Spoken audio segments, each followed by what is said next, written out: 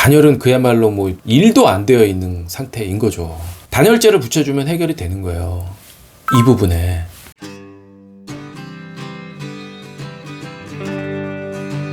옛날에 지은 아파트는 발코니에 단열을 하지 않았어요. 발코니를 확장하는 것 자체가 불법이었기 때문에 단열을 해서도 안 되고 뭐 할 필요도 없었고 이제 이랬던 거죠.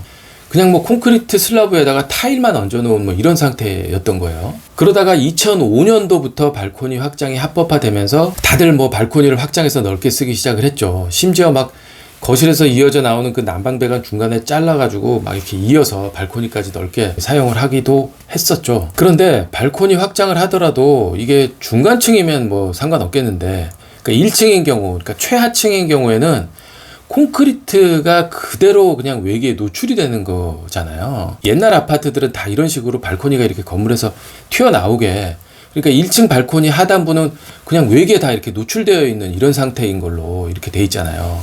그러니까 뭐가 있겠어요. 저기 콘크리트 슬라브하고 타일 뿐인데 단열은 그야말로 뭐 일도 안 되어 있는 상태인 거죠. 그리고 이분도 그래서 메일을 보내주셨어요. 아파트 1층입니다. 작년 겨울에 발코니가 너무 추워서 벽면에 골드폼 30T 플러스 단열 벽지 플러스 우레탄 폼으로 시공을 했습니다. 단열 벽지는 또 뭔지 저런 거 안 하셨으면 좋겠는데, 네, 하여튼 보면.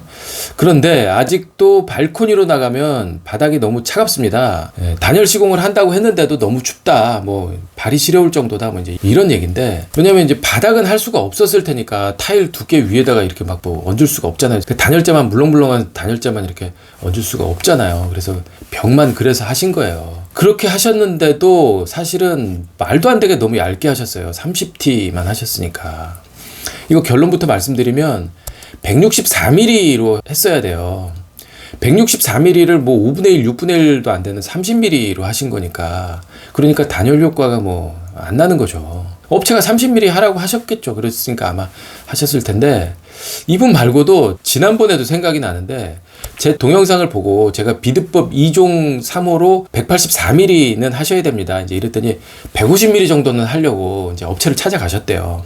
그래서 150mm 두께를 좀 달라 그랬더니 인테리어 가게에서 위아래로 훑어보더라는 거예요. 아니 1, 2cm만 하면 되는 거를 왜 그렇게 두껍게 하려고 그러냐 그러면서 이상한 사람으로 쳐다보더라. 진짜 180mm 하는 거 맞죠? 이러면서 저한테 다시 물어보셨는데, 네, 맞습니다. 맞아요. 이렇게 하셔야 돼요. 그러니까 누누이 말씀드리지만 단열재 두께는 규정대로 하시는 거가 돈 버는 길이에요. 아마 3년이면 난방비에서 본전 뽑을걸요. 네, 규정대로 꼭 하시기 바랍니다.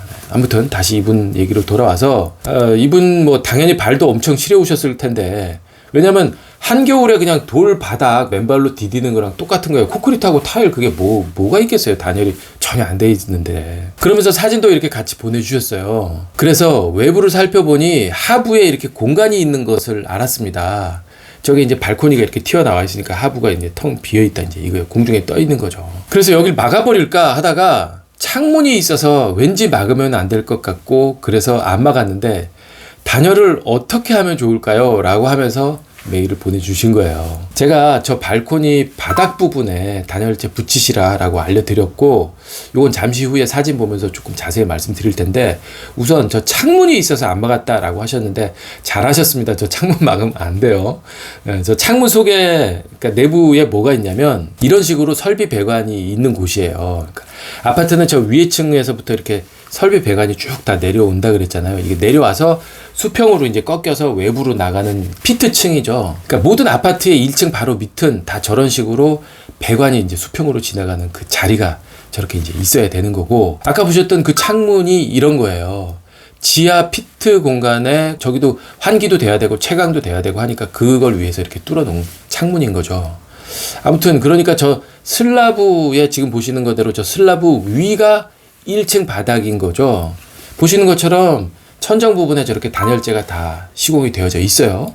그러니까 1층의 거실이나 방 뭐 이런 실내 공간은 다 바닥에 하부 쪽에 저렇게 단열재가 잘 시공이 되어져 있어서 단열 시공이 잘 되어져 있는 거다라는 거고, 발코니는 그렇지가 않다라는 거잖아요. 구조체만 저렇게 있으니까 뭐 차가울 수밖에 없는 거예요. 그래서 아래쪽에 발코니 이 슬라브 아래쪽에 단열재를 붙여주면 해결이 되는 거예요. 이 부분에 어떤 단열재를 얼마의 두께로 시공을 해야 하냐, 이걸 알려면 지역별 건축물 부위 열 관리율 표, 이걸 보면 돼요. 단열이 얼마만큼 돼야 하는지를 정량적으로 나타내는 기준인 열 관리율, 이게 이제 다 정해져 있다라고 말씀드렸어요. 지역별로. 서울이 중부 이 지역에 해당이 되고 거기는 0.170이라고 하는 어떤 정량적인 기준치가 있어서 이거만큼 단열이 되어야 되는 거예요. 이 0.170이라고 하는 어떤 기준을 지키려면 아이소핑크 같은 압출법 단열재로 164mm 두께로 해야지만 저 기준을 맞출 수가 있어요. 왜 굳이 압출법 단열재를 말씀드리냐면 이게 흡수율이 제로거든요. 그러니까 외부에 비도 오고 눈도 오고 해서 이렇게 물이 들이칠 텐데 이 압출법 단열재는 물이 전혀 흡수가 안 돼요. 그러니까 이제 비가 와도 다 얘는 뽀송뽀송한 상태로 그대로 단열 효과를 발휘할 수 있는 거예요. 그러니까 외부에 붙이기에 너무 좋은 단열재인 거죠. 네, 이렇게 이제 말씀을 드렸더니 이분이 압출법 단열재가 여분이 좀 있었나 봐요. 그래서 이렇게 붙였다라고 하면서 시공 사진을 다시 보내주셨는데 제가 그래서 164mm는 붙이시는 게 좋겠습니다 라고 알려드렸더니 추가로 더 주문하셨대요. 그래서 오는 대로 저기다가 이제 더 붙이겠다라고 이제 하셨는데 잘 하셨습니다.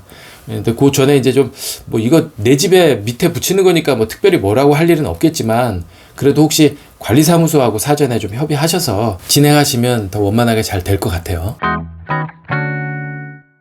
그리고요, 이거 또 하나. 오래된 아파트의 발코니의 경우에는 그러니까 최상층도 마찬가지인 거예요. 최상층의 천장도 외부에 그대로 노출된 거잖아요. 단열재는 없이. 천장은 근데 바닥보다 조금 더 센 단열재가 들어가야 돼요. 왜냐면 열이 위로 가는 거니까 단열 규정에 있어서도 천장 쪽은 더 많은 열이 빠져나가지 않도록 그래서 바닥이나 벽보다 천장 쪽이 더 세게 규정하고 있어요. 열 관리율이 0.150 이하여야 돼 이렇게 돼 있어요.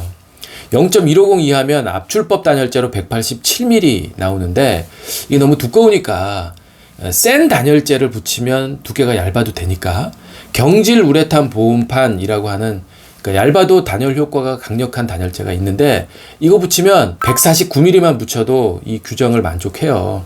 그러니까 내가 천정 속 높이가 어떤 상태냐에 따라서 뭐 선택하시면 돼요. 뭐 실내니까 뭐 흡수율 생각 안 해도 되고 그러니까 천장 높이만 나오면 단열재의 선택의 폭은 뭐 넓은 거죠.